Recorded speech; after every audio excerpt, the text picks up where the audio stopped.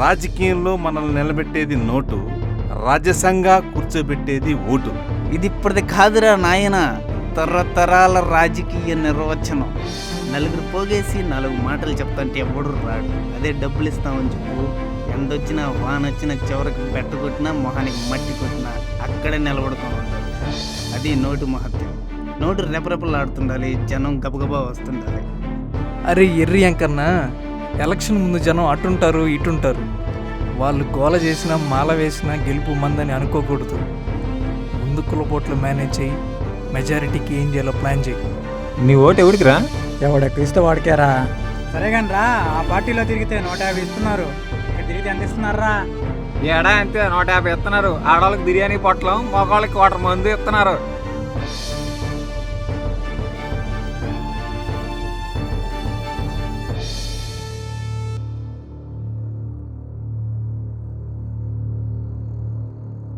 అన్నా, డబ్బులు ఎలాగో పంచుతున్నాం, వీధుల్లో లేబర్ మధ్య అవసరమన్నా మనకి? అరే తమ్ముడు, రాజకీయం సినిమా రెండు ఒక్కటే, రంగుల ప్రపంచం. అక్కడ నటిస్తే చప్పట్లు కొడతారు, ఇక్కడ నటిస్తే ఓట్లేస్తారు. మనం అధికారంలో నుంచి దిగకూడదు అని అనుకుంటే ఇక్కడ దిగజారాలి.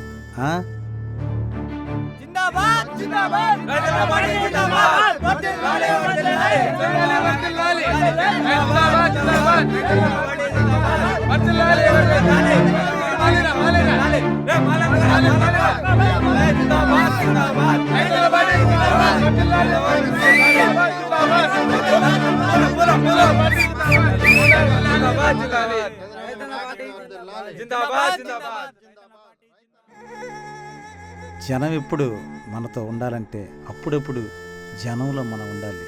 పైగా ఫ్రీ పబ్లిసిటీ. రాజకీయ నాయకుడు పబ్లిక్ని మిస్ అయినా పర్వాలేదు, పబ్లిసిటీని మిస్ కాకూడదు.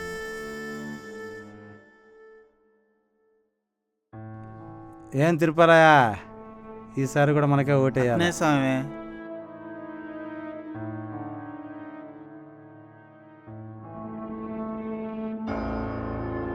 చూడు ఆ మొహాలు, మనం ఏదో చేస్తామని ఆశగా చూస్తారు. మనం ఏం చేయకపోయినా ఆశతో ఎదురు చూస్తూ గడిపేస్తారు.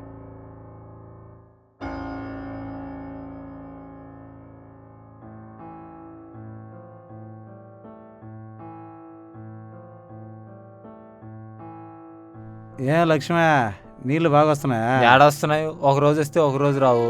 నీళ్ళకి అల్లాడిపోతున్నావు. ఉన్నా కదా, అట్నే సార్, నేను చూసుకుంటా. అట్నే సార్, ఓటు మనకే వేయాలా, అట్నే ఓటు సార్. మనకే వేయాలా. ఓటు మనకే వేయాల.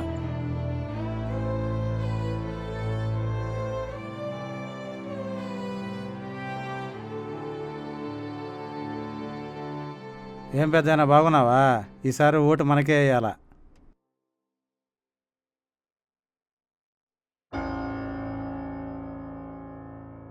స్వామి, ఏంటయ్యా 500 ఇచ్చారు స్వామి. అర్థమైంది, మందే కదా, మనోళ్ళు పంపిస్తారు. కాదు స్వామి, 500 ఇచ్చారు స్వామి. మిగిలిన 9,12,000 ఎప్పుడు ఇస్తారు స్వామి? 9 లక్షలైంది, నేనేదో నీకు అప్పున్నట్టు. ఒకసారి ఊటేయడానికి 500 ఇస్తున్నారు, మరి 5 ఏళ్ళు పాలు ఇస్తున్నారు. ఆ లెక్కను చూసుకుంటే 500 చొప్పున 5 ఏళ్ళకి 9,12,000 అయింది స్వామి. ఏందయ్యా నువ్వు నీ లెక్కల? పన్నెండు స్వామి, అడ్వాన్స్ అయిన 3 లక్షలు ఇప్పించాం స్వామి. సరే, మీకు అంత కష్టంగా ఉంటే పండగలు మన డబ్బులతో చేసుకుంటాం స్వామి. మిగిలింది ఎంతో చూసి ఇచ్చాడు స్వామి. ఆలోచిస్తారేంటి స్వామి? ఇదిగో 500 మీరే తీసుకోండి స్వామి. ఒక్క నిమిషం స్వామి, ముందు స్వామి వస్తా.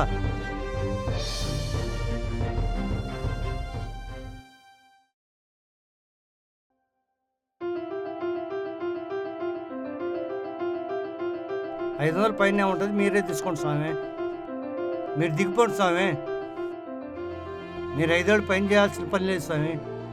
ఇంకా ఆలోచిస్తారేంటి స్వామి? ఈ చిల్లర కోసమే కదా 5 ఏళ్ళు కష్టపడేది. పోవాయా పో. ఇది నాయకుడు చేసిన రాజకీయం కాదు, జనం చేసిన రాజకీయం. ఆ పెద్దాయన అనుభవంతో మాట్లాడాడు, అవసరంతో మాట్లాడాడు తెలియదు, కానీ ఒక్కటి మాత్రం నిజం, నిజం మాట్లాడాడు. ఇంత అవమానపడ్డ ఈ నాయకుడు మనసులో ఉండేది ఒక్కటే ఆలోచన: ఈ పేట కాకపోతే ఇంకో పేట, రూరల్ కాకపోతే సిటీ, అంతకు మించి ఏం మార్పు ఉండదు. ఓడిపోకుండా ఉండడానికి రాజకీయ నాయకుడు ఏదైనా చేస్తాడు. ప్రతి 5 ఏళ్లకోసారి ఓడిపోతున్న మీరేం చేస్తున్నారు? ఒక్కరోజు జరిగే ఓటు రాజకీయంతో నువ్వు రాజీ పడుతున్నావు, పనికిరాని పథకాలకు అలవాటు పడుతున్నావు, మా నాయకుడు గొప్పగా చేశాడని మోసేస్తున్నావు. బతుకు బరువు తెలిసేదాకా నోటు విలువ తెలియకపోవడం నీ అమాయకత్వం. వ్యవస్థను నడిపేది నాయకత్వం, ఆ వ్యవస్థను నిర్మించేది జనం, అంటే మనం. మారడం అంటే ప్రతి 5 ఏళ్లకు ఒకసారి కొత్త ప్రభుత్వం రావడం కాదు, ముందు మనం మారాలి. ఈ పరిస్థితి ఇక ముందైనా వస్తుందని ఆశిద్దాం. జై హింద్.